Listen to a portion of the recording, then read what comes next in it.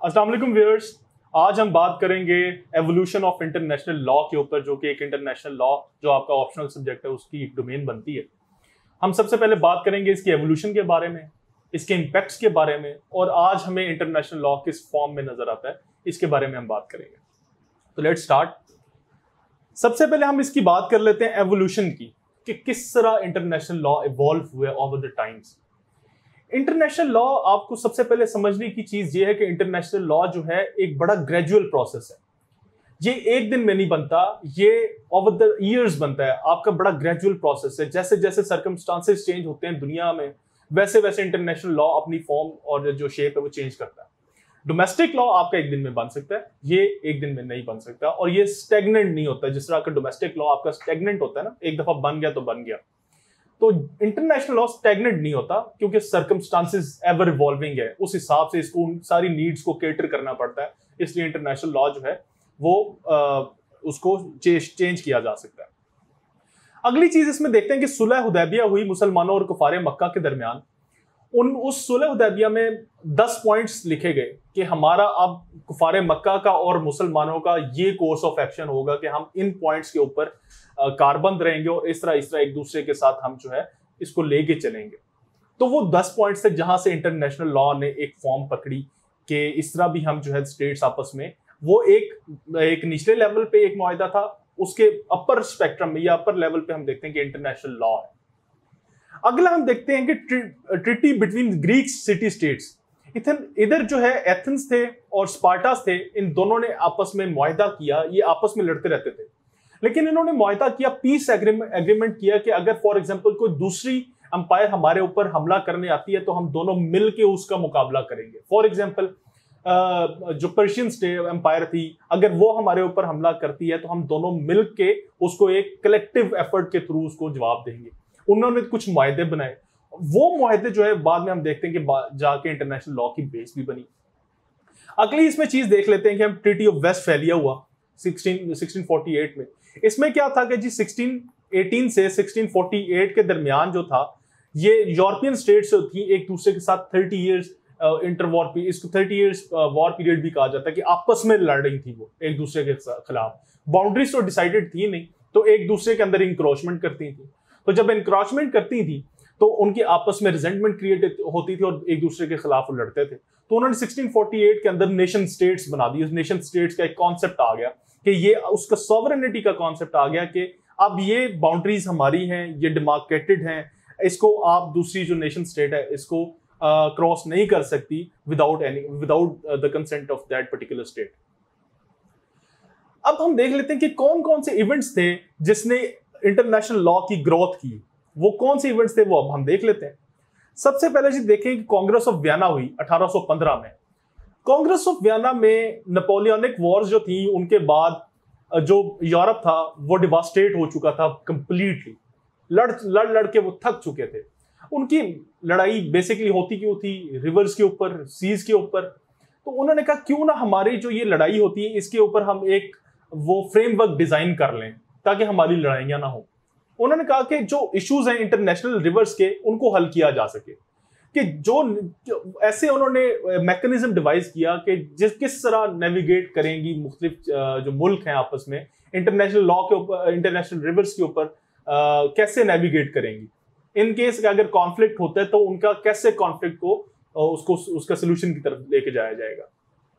दूसरा हम देखते हैं डिप्लोमेटिक एजेंट्स के ऊपर बात की गई, उनकी पहले क्लासिफिकेशन की गई। इससे पहले क्या होता था कि जो डिप्लोमेटिक एजेंट्स होते थे उनको मार दिया जाता था। बेलिजरेंट स्टेट जो थी या तो उनको मार देती थी, वो उसके वहां पे होता था कि उनको मारना है या उनको वापस भेज देना है। लेकिन इसमें हम देखते हैं कि डिप्लोमेटिक एजेंट्स को इम्यूनिटीज प्रोवाइड की गई कि अगर इन केस अगर दो बेलिजरेंट स्टेट्स की आपस में लड़ाई हो भी जाती है तो तब भी जो डिप्लोमेटिक एजेंट्स होंगे एक दूसरे के मुमालिक के, उनको फुल इम्यूनिटीज हासिल होंगी और उनको हार्म नहीं पहुंचाया जाएगा। अगली चीज इसमें आ जाती है declaration of Paris 1856। Naval warfare का मैकेनिज्म ड्रॉ किया गया कि किस तरह नेवल वॉर अगर इन केस दो मुल्कों के दरमियान हो जाती है तो उसमें क्या होगा, क्या चीज वो कर सकते हैं और क्या चीज वो नहीं कर सकते। इसमें एक कॉन्सेप्ट आता है यूस इन बेल यूस एट बेलम, जो हम इंटरनेशनल लॉ में पढ़ेंगे। तो वो इसमें दो चीजें बड़ी इंपॉर्टेंट है। वो कहते हैं कि जी अटैक जो था, अटैक ऑन अनडिफेंडेड पीपल कि जो ऊपर अटैक वो प्रोहिबिट कर दिया गया। उसमें कौन कौन से लोग आते हैं? उसमें वुमेन आती हैं, उसमें स्विमिंग या सरेंडर्ड, जिन्होंने सरेंडर कर दिया होता है, या जो इंजर्ड होते हैं, ऐसे लोग, वो अनडिफेंडेड पीपल है, उनको अटैक नहीं किया जाएगा। अगला कि जो सिंकिंग शिप होगा, देखें सिंकिंग शिप अगर दो बेलिजरेंट नेवीज आपस में लड़ रही हैं और एक की जो शिप है वो सिंक कर गई है, अब वो जो सिंकिंग शिप का क्रू होगा वो अपनी शिप को बचा रहा होगा, अब वो अपना डिफेंस नहीं कर सकता। अब जब वो अपना डिफेंस नहीं कर सकता तो जो दूसरी बेलिजरेंट नेवी होगी वो उसके ऊपर अटैक नहीं करेगी। ये मैकेनिज्म इसके ऊपर डिवाइस कर दिया गया। अगली हम देखते हैं कि जिनेवा कन्वेंशन होती है 1864 में। इसमें कह दिया हमने नेवल वॉरफेयर का तो हमने डिवाइस कर लिया मैकेनिज्म, अब जो मेन लैंड के ऊपर हमारी फोर्सेज लड़ रही हैं उनका मैकेनिज्म भी डिवाइस कर लेते हैं। उन्होंने कहा था कि जो ट्रीटमेंट होगा सिक या वुंडेड सोल्जर्स का, वो बड़े अच्छे तरीके से किया जाएगा। आप उनको अलाइव कैच करेंगे और उनको बड़ा जेनरसली आप जो है उनको ट्रीट करेंगे, आप उनको अजियत नहीं पहुंचाएंगे। तो ये मैकेनिज्म भी इसके अंदर हो गया।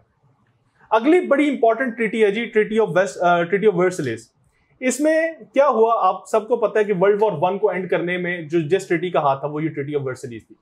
इसकी हम देख लेते हैं कि इसके प्रोस क्या थे, कॉन्स क्या थे। वो एक अलग डिबेट है कि आर्टिकल 33 सब क्लॉज 1 के अंदर वॉर गिल्ट क्लॉज लगा दी गई जर्मनी के ऊपर। उसके अंदर लिखा गया था कि जो कहते हैं कि जो वर्ल्ड वॉर 2 थी उसके बीच वर्ल्ड वॉर 1 में बो दिए गए थे, लेकिन वो एक अलग डिबेट है, उसमें हम बाद में बात करेंगे। इसमें हम देखते हैं कि इसकी सबसे बड़ी जो थी कि मैकेनिज्म जो इसने रूल्स डिफाइन किए, उसमें उसने वर्ल्ड वॉर 1 को खत्म करवा दिया। लीग ऑफ नेशंस एस्टैब्लिश होगी, जो कि पहली अपनी तर्ज की दुनिया की पहली जो एक बड़ा प्लेटफॉर्म था जहां पे बिग पावर्स आके इंटरेक्ट करती थी। इसका एक प्रीएम्बल था कि आपने पीस एंड सिक्योरिटी को इंश्योर करना है और दूसरी वर्ल्ड वॉर नहीं होने देनी, लेकिन हम देखते हैं कि वो फेल होगी। वो उसके एक अलग से कुछ रीजन है, वो हम बाद में बात करेंगे। अगली चीज आई थी जी establishment of UN 1945। The most important जो है एक इवेंट था जिसने इंटरनेशनल लॉ को बड़ा एक कुव्वत बख्शी, वो था एस्टैब्लिशमेंट ऑफ यूएन। 3 जो मेजर पास थी, Soviet union, UK and USA, उनके जो लीडर्स थे वापस में बैठे सैन फ्रांसिस्को में। उन्होंने कहा था किस तरह की एक ऑर्गेनाइजेशन बनाई जाए जहां पे क्या करे, वो पीस एंड सिक्योरिटी मेंटेन करे, उसके बाद डिफेंड करे और डेवलप करे फ्रेंडली रिलेशंस आपस में दुनिया के जो मुल्क हैं उनके दरमियान, ताकि जंग ना कर सकें। इंटरनेशनल कोऑपरेशन करें। इंटरनेशनल कोऑपरेशन से क्या होगा, इंटरडिपेंडेंस क्रिएट होगी। इंटरडिपेंडेंस क्रिएट होगी तो इकोनॉमिक अपॉर्चुनिटीज निकलेंगी, तो वो इंसेंटिव क्रिएट करेंगी, तो उससे क्या होगा, मुमालिक आपस में वॉर की तरफ नहीं जाएंगे, तो वो करे। उसके बाद इंटरनेशनल एक प्लेटफॉर्म मुहैया किया जाए जहां पे स्टेट्स जो है आके अपने वो इंटरेक्ट कर सकें, आपस में एक दूसरे से बात कर सकें, ताकि वो वॉर की तरफ ना जाए। अगली चीज जी, United Nation declaration for human rights 1948 में। अब उन्होंने सारी चीजें तो बयान कर दी, ह्यूमन राइट्स की बात नहीं हुई थी। वो यूएनडीएचआर 1948 में ह्यूमन राइट्स के बारे में भी बात कर दी गई कि ये बेसिक ह्यूमन राइट्स हैं, इनको हर हाल में हर स्टेट ने फुलफिल करना है। अगली हम बात कर लेते हैं जी, सोर्सेस क्या है इंटरनेशनल लॉ की। ये सोर्सेज जो है आर्टिकल 38 में बयान किया गया है, जो यूनाइटेड नेशन चार्टर है उसके आर्टिकल 38 में बयान की गई है। इसकी सोर्सेज क्या है कि किन किन सोर्सेज से इंटरनेशनल लॉ निकला है, वो ये 3-4 सोर्सेज हैं, ट्रीटीज हैं, कस्टम्स हैं, जुडिशियल डिसीजंस हैं, writings of highly qualified publicist हैं। ये एक बड़ी एक्सटेंसिव डिबेट है, इसको हम अपने लेक्चर्स में इंशाल्लाह इस पे बात करेंगे। अब हम देख लेते हैं जी इंपैक्ट्स क्या हैं इंटरनेशनल लॉ के। देखें जी, international rules of international law are legally binding. States जो है अपनी कंसेंट से इंटरनेशनल लॉ बनाती हैं, और जब वो अपनी कंसेंट देती हैं तो इसका मतलब है कि वो इस बात पे राजी हैं कि वो इंटरनेशनल लॉ उनके ऊपर लीगली बाइंडिंग है। अब अगर वो इसकी वायलेशन करेंगी तो वो जवाबदेह होंगी आईसीजे में, और जो उनकी एग्जीक्यूटिव काउंसिल है यूनाइटेड नेशन सिक्योरिटी काउंसिल, वो उसके खिलाफ एक्शन ले सकती है। तो मतलब ये है कि ये लीगली बाइंडिंग है। हाँ, हम इसके ऊपर बात कर सकते हैं कि ये इसकी स्ट्रॉन्ग इंटरनेशनल लॉ स्ट्रॉन्ग है या नहीं है या वीक है, क्या आया ये international law is really a law और नॉट। ये भी एक अलग से डिबेट है जो मैं अपने अगले वीडियो लेक्चर्स में बयान करूंगा। तो ये एक चीज होगी। अगली चीज है जी avoidance of another catastrophic war. हम देखते हैं कि वर्ल्ड वॉर 2 के बाद यूनाइटेड नेशंस बन गया, उसके बाद कोई तीसरी वर्ल्ड वॉर 3 नहीं हो सकी। तो इसकी बड़ी अचीवमेंट है यूनाइटेड नेशंस की और इंटरनेशनल लॉ की कि तीसरी वर्ल्ड वॉर नहीं हुई। उसके बाद हम देखते हैं कि 1945 के बाद फ्लड गेट ओपन हो गया नेशन स्टेट्स का, इंडिपेंडेंस मिलना शुरू होगी इक्वालिटी की बेस के ऊपर। सबसे बड़ी एग्जांपल इंडिया और पाकिस्तान की है कि हमने अब हम सॉवरन नेशन स्टेट्स हैं, और वो क्यों हैं? वो यूनाइटेड नेशंस और इंटरनेशनल लॉ की स्वाबदीद के ऊपर है।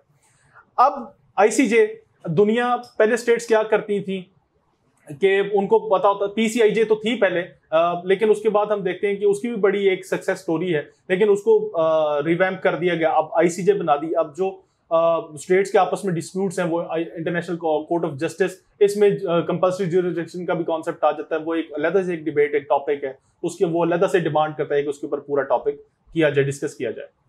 तो ये था जी आज का मेरा टॉपिक। उम्मीद है आपको पसंद आया होगा। आपसे मैं करेक्ट लूंगा इंशाल्लाह। Thank you very much.